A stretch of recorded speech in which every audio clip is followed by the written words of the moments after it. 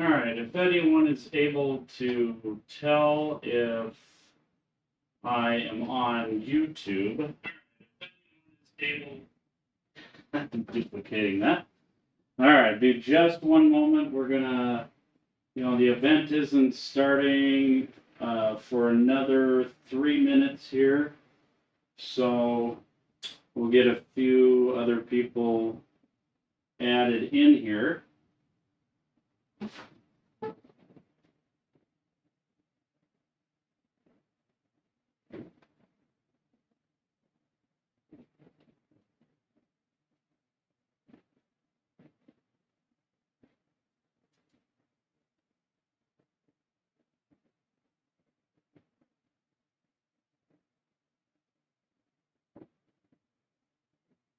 Thank you all for joining.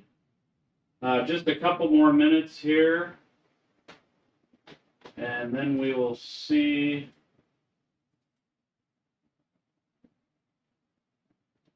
Not sure if we're connected with YouTube, so one moment.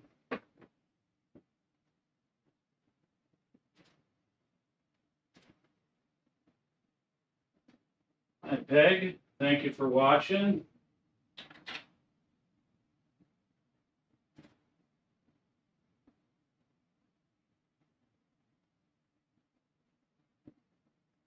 All right, looks like we are simulcasting on YouTube as well.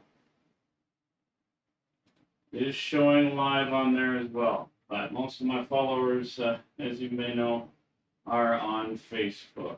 So it'll be one moment here.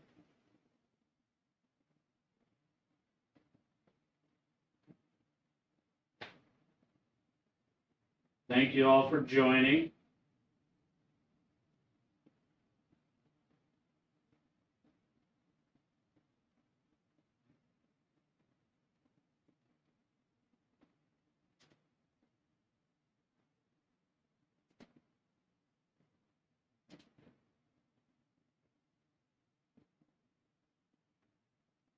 All right, I think it's time for us to get the show on the road here.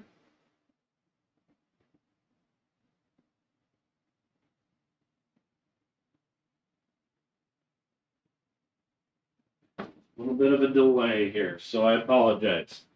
All right, it's been a long time since I did one of these live shows, so I'm gonna look a little odd here for a minute as I get in front of the camera.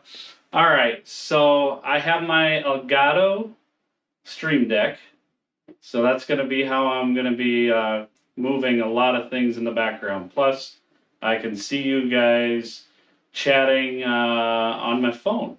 So we're going to try and do this a little and wing it a little bit. So the first thing that I wanted to show you, obviously, you see the map behind us. A lot of snow in the upper northern part of South Dakota, but we'll get rid of radar Omega here.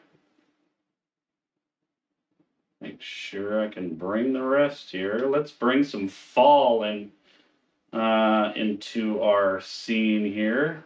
And make sure that this is going to move over. One moment.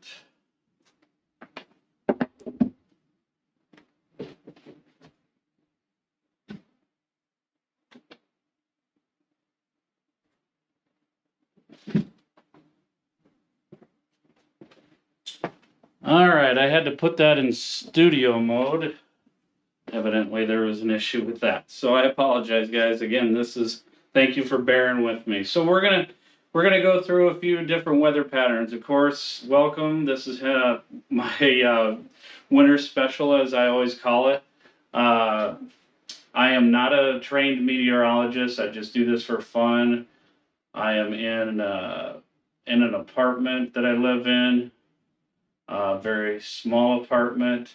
So God bless my wife that allows me to set up all this stuff basically in our living room.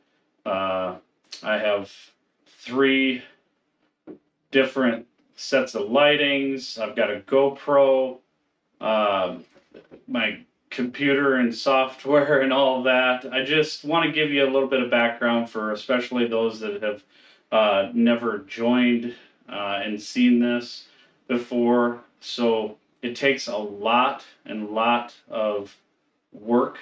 I'm not wanting a pat on the back. I'm just giving you a background here to put on these shows. But I love doing it, and I'm blessed to have a wife that allows me to take over the rest of the apartment for a short period of time, hopefully. But we're going to go into weather patterns, climate weather patterns that will impact South Dakota's weather. First thing that I wanted to show you here, I'm going to put my phone down first. So if you guys comment, oh wow, there's the comments. Thank you all for joining. Goodness, Austin, Peg, Dan, Corey, awesome. Anyhow, here's the weather pattern that I kind of want to talk about first. So El Nino. Of course, you can see up here, we have the warmer air that comes in. And then as you go over to the northeast area right here, it ends up being the dry, less moisture. And then if you go back over into our Southern California, Nevada, and Arizona and Texas, you will see that they have more moisture in a typical El Nino weather pattern. The next one that I kind of want to go through with you is the La Nina. The La Nina pattern is actually what we are technically in for this winter season. I just reviewed an update that came through on the 11th of November from the Climate Prediction Center. And they actually are showing that it's going to be a moderate leveled La Nina. And so as you can see, unfortunately, we're going to get this pattern in South Dakota of cold Arctic air that's going to be dropping down from Canada. Okay, and then down in Texas, of course, you're going to have the dry, and over in the southeast, warmer. And unfortunately, if you get over to the areas of Ohio Valley and into New York, you're going to end up having some clippers, if you will, the nor'easters, as they call them, where there will be dumping a bunch of snow again. But wet up in the Seattle area, and those of you that have family or friends or have been watching people in the Washington and Oregon areas, they've already seen quite a wet pattern going already. So let's change scenes a little bit after we go into, and that one is not coming up for some reason. Don't want to go to that one yet. Thanks, y'all, for bearing with me. Got to get rid of this scene. That's why I had it this way. Okay. So this, I apologize. I don't have a whole lot of room to work with here, so I appreciate you guys bearing with me still. So as you can see, this is kind of a history of the La Nina and El Nino patterns. Those that are the cooler temperatures or the negative numbers, that's representative of a La Nina, whereas the reds, and I apologize, I can't quite see. Yes, the reds would be the warmer ones, so that would mean that we would be in a El Nino.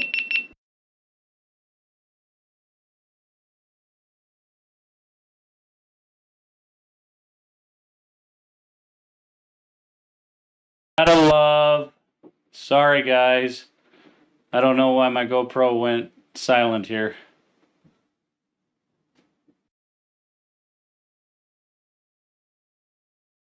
Show you all my photos. All right. So the next thing is we'll go through the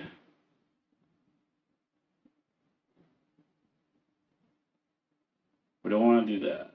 Let me get rid of this one.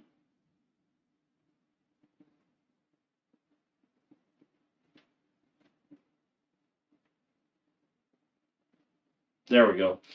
All right, and so now we will go through kind of the winter storm type things to remember. Main thing is, how a lot of people want to know how in the world do these storm systems start, and how do we get winter storms? It basically ends up being the same thing as a spring slash summer storm. The difference with regards to the Midwest and Plains areas is we end up having a lot of the cold Canadian air coming down, and then we have some of these systems that go through the Colorado Rockies and then kind of move and mosey on to more of a northeasterly pattern. That's why you see a lot more of the snow that typically goes out into western South Dakota and eventually comes through the central, and then if we're lucky enough to have a little bit of a white Christmas, then we can get that here in Sioux Falls. Next, but I just wanted to show you this kind of graphic to give you a summary for educational purposes. Next thing, watches, warnings, what do they all mean? Well, unfortunately, I can't read from how far away I am with all this, but again, I wanted to give you this information so it is out there, and you can prepare and know what they are. You can play this back later and find out what those are. And then we have, your winter storm watches and different outlooks that you have to look for. These are the outlooks. And then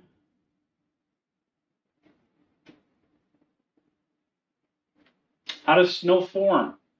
This is a good tool for like a graphic that will show you, and your kids can kind of learn a little bit about how the snow is really formed versus, and then sleet. The other thing that we have is we have freezing rain. One thing I want to touch base with regards to freezing rain. So when you're driving along, you may not think it's a huge deal when your car says it's 33, it's above freezing, right? Well, it's not always that part of the temperature that you need to worry about. More importantly, you need to worry about the temperature that is actually on the surface. So that's why when you're going over those bridges and underneath the overpass, that cold air is going underneath. So therefore, that the bridge road, part of the road, is actually cooler. And so you're going to have those slick spots. So please, if you do nothing else this winter, make sure you drive the winter driving conditions, whether it's 35 degrees out or it's 29 degrees out. It doesn't matter. Anywhere in between there, it can definitely be frozen in some areas. So make sure you slow down. Also, make sure that you have your winter survival kit. Make sure your cell phone is charged before you go on long trips. Make sure that you have jumper cables. AAA membership is great, and no, they're not sponsoring me. I just want to mention that. The other thing that you would want to make sure is got blankets, extra, like a winter survival kit, first aid kit, those types of things, so that way. And then also make sure that you call ahead. If you're planning to go somewhere, make sure that you check out the weather first from a reliable source, like National Weather Service would be a great one, because I just do this for entertainment. Again, I'm not a trained meteorologist. I do this for entertainment and because I love doing it and sharing this information with you. The other thing that I wanted to show you, of course, we're going to get to it now. Let's see how many people we have on here. All right, David, Austin. All right, here we go. So I'm going to give you guys my predictions. You guys have waited long enough, and it's been a grueling process, me going through this mess. I'm sorry. All right, so let's find out what it is. Let me get rid of this winter scene here. Boom! There it is. And I'm going to have to go. I was up at 4 o'clock this morning trying to go through a few last minute items to get these predictions just right. I looked at 30 years worth of data, compiled that based on, well, I'm not going to bore you. Let's get to the numbers. I'm going to have to go up here so that I can read them in case you guys can't.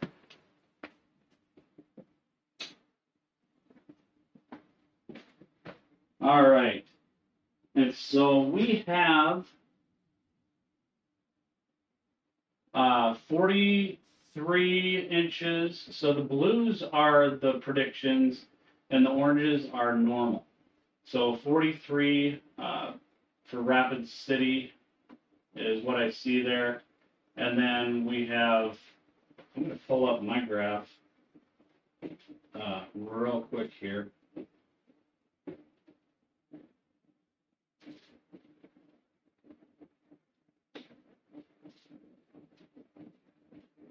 All right, so 43 for Rapid City, and normal is 33. Sioux Falls is 37 is my prediction. Normal is 38. So very, very close. Aberdeen, I'm predicting 32 inches, and then 36 inches is normal. Look at Lee. Normal, I had to do some research on this. Normal snowfall. Hang on one moment. Looks like we're going to lose everybody here in a minute, but these are the predictions. I got to let you guys go because I'm getting a low light indicator on my, or a low. It looks like my GoPro has pretty much died.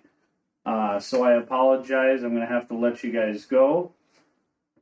But hopefully next year's show is going to be way better. And everything's kind of glitching out here. So I will talk to you guys soon. God bless you all. Have a great day.